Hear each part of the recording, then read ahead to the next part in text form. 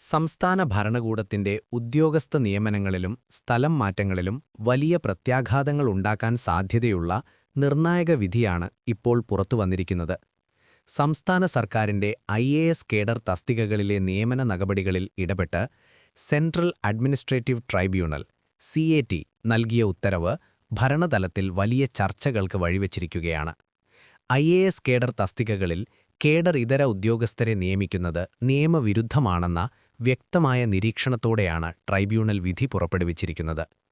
ഇതോടെ സംസ്ഥാന സർക്കാരിന്റെ ചില പ്രധാന നിയമന തീരുമാനങ്ങൾ ചോദ്യം ചെയ്യപ്പെടുന്ന സാഹചര്യം രൂപപ്പെട്ടിട്ടുണ്ട്. പ്രധാനമായും എക്സൈസ് കമ്മീഷണർ സ്ഥാനവുമായി ബന്ധപ്പെട്ട നിയമനമാണ് ഈ കേസിന്റെ കേന്ദ്രവിഷയം.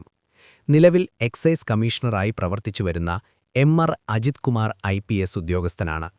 എന്നാൽ ഈ സ്ഥാനം ഐഎഎസ് കേഡർ തസ്തികയായതിനാൽ അവിടെ ഐഎഎസ് ഉദ്യോഗസ്ഥരെയേ നിയമിക്കാവൂ എന്നതാണ് ട്രൈബ്യൂണലിന്റെ പ്രധാന നിരീക്ഷണം. അതിനാൽ തന്നെ ഈ നിയമനം ചട്ടവിരുദ്ധമാണെന്നും ഉടൻ തന്നെ പരിഹരിക്കേണ്ട വിഷയമാണെന്നും CAT വ്യക്തമാക്കിയിട്ടുണ്ട്. ഐഎഎസ് കേഡർ നിയമങ്ങൾ പാലിക്കാത്തതിനെതിരെ ഐഎഎസ് ഓഫീസേഴ്സ് അസോസിയേഷൻ നൽകിയ ഹർജിയിലാണ് ട്രൈബ്യൂണലിന്റെ ഈ നിർണായക വിധി. 2014 രൂപപ്പെടുത്തിയ കേഡർ നിയമങ്ങൾ കർശനമായി പാലിക്കണമെന്ന ആവശ്യമുന്നയിച്ചായിരുന്നു ഹർജി. അതിന്റെ അടിസ്ഥാനത്തിലാണ് സർക്കാർ പുറപ്പെടുവിച്ച 3 പ്രധാന സ്ഥലം മാറ്റ ഉത്തരവുകൾ ട്രൈബ്യൂണൽ റദ്ദാക്കിയത്. അവയിൽ മുൻപെടുത്തിരുന്ന ചില നിയമനങ്ങളും ഉൾപ്പെടുന്നു. ഈ കേസിൽ മറ്റൊരു പ്രധാന വിഷയമായിരുന്നു മുതിർന്ന ഐഎഎസ് ഉദ്യോഗസ്ഥനായ B അശോക് കുമാറിനെ മാറ്റിയ സർക്കാർ ഉത്തരവ്. ട്രൈബ്യൂണൽ ഈ ഉത്തരവും റദ്ദാക്കിയിട്ടുണ്ട്. കേഡർ നിയമങ്ങൾ ലംഘിച്ച് സ്ഥലം മാറ്റങ്ങൾ നടത്തുന്നത് ഭരണപരമായ സുതാര്യതയ്ക്കും സേവന നിയമങ്ങൾക്കും വിരുദ്ധമാണെന്നാണ് ട്രൈബ്യൂണലിന്റെ നിരീക്ഷണം. ട്രൈബ്യൂണൽ ഉത്തരവിൽ എക്സൈസ് കമ്മീഷണർ സ്ഥാനം മാത്രമല്ല, മറ്റു ചില പ്രധാന സ്ഥാപനങ്ങളിലെ ഡയറക്ടർ സ്ഥാനങ്ങളും ഐഎഎസ് കേഡർ തസ്തികകളാണെന്ന് വ്യക്തമാക്കിയിട്ടുണ്ട്. അവയിൽ പ്രധാനമായും Kerala institute of local administration (കില) ഡയറക്ടർ സ്ഥാനവും institute of management in government (IMG) director സ്ഥാനവും ഉൾപ്പെടുന്നു. ഈ സ്ഥാനങ്ങളിലും ഐഎഎസ് ഉദ്യോഗസ്ഥരെ മാത്രമേ നിയമിക്കാവൂ എന്നാണ് ട്രൈബ്യൂണലിന്റെ നിലപാട്.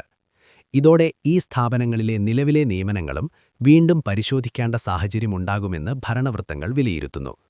സംസ്ഥാന സർക്കാരിന്റെ നിരവധി നിയമന തീരുമാനങ്ങൾ വീണ്ടും വിലയിരുത്തേണ്ടി വരാൻ സാധ്യതയുള്ളതിനാൽ ഭരണതലത്തിൽ വലിയ അഴിച്ചുപണിയുണ്ടാകുമെന്നാണ് കരുതുന്നത്. ഐഎഎസ് കേഡർ നിയമങ്ങളുടെ അടിസ്ഥാന ലക്ഷ്യം സിവിൽ സർവീസ് സംവിധാനത്തിലെ സുതാര്യതയും സ്വതന്ത്രതയും ഉറപ്പാക്കുക എന്നതാണ്. ഐഎഎസ് ഉദ്യോഗസ്ഥരുടെ നിയമനങ്ങളും സ്ഥലം മാറ്റങ്ങളും രാഷ്ട്രീയ ഇടപെടലുകളിൽ നിന്ന് സംരക്ഷിക്കാനാണ് ഇത്തരം നിയമങ്ങൾ രൂപീകരിച്ചിരിക്കുന്നത്. എന്നാൽ ചില സാഹചര്യങ്ങളിൽ ഈ നിയമങ്ങൾ പാലിക്കപ്പെടുന്നില്ലെന്ന പരാതികൾ മുൻപുമുയർന്നിട്ടുണ്ട്. അതിനാലാണ് ട്രൈബ്യൂണൽ ഇത്തരം വിഷയങ്ങളിൽ ഇടപെടേണ്ട സാഹചര്യമുണ്ടായതെന്നും വിലയിരുത്തപ്പെടുന്നു. കേഡർ നിയമങ്ങൾ ലംഘിച്ച് കേഡർ ഇതര ഉദ്യോഗസ്ഥരെ പ്രധാന തസ്തികകളിൽ നിയമിക്കുന്നത് അധികാരപരിധി ലംഘിക്കുന്ന നടപടിയാണെന്നും ട്രൈബ്യൂണൽ ചൂണ്ടിക്കാട്ടി. അതിനാൽ തന്നെ ഈ വിധി ഐഎഎസ് ഉദ്യോഗസ്ഥരുടെ സേവനാവകാശങ്ങൾ സംരക്ഷിക്കുന്നതിലേക്കുള്ള സുപ്രധാന ഇടപെടലായി വിലയിരുത്തപ്പെടുന്നു. വിധിയുടെ പശ്ചാത്തലത്തിൽ എക്സൈസ് കമ്മീഷണർ സ്ഥാനത്ത് തുടരുന്ന അജിത് കുമാറിനെ മാറ്റേണ്ട സാഹചര്യമുണ്ടാകുമെന്നാണ് സൂചന. നിലവിൽ അദ്ദേഹം additional director general of police (ADGP) സ്ഥാനത്തും പ്രവർത്തിക്കുന്നുണ്ട്.